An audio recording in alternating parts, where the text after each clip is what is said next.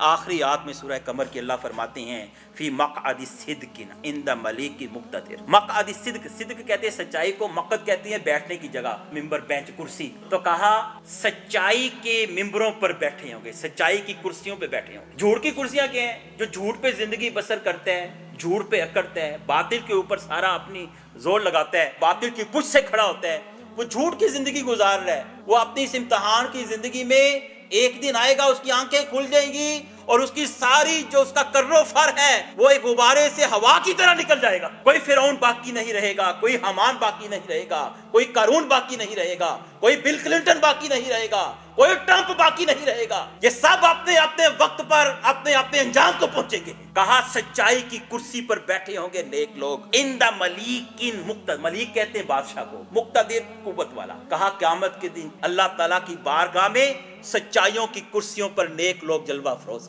اللہ تعالیٰ ہمیں بھی یہ نصیب فرمائے اور قرآن سے اور تاریخ سے سبق حاصل کرنے کی اور اپنی اصلاح کرنے کی توفیق عطا فرمائے۔ وما علینا الا البلاغ المبین۔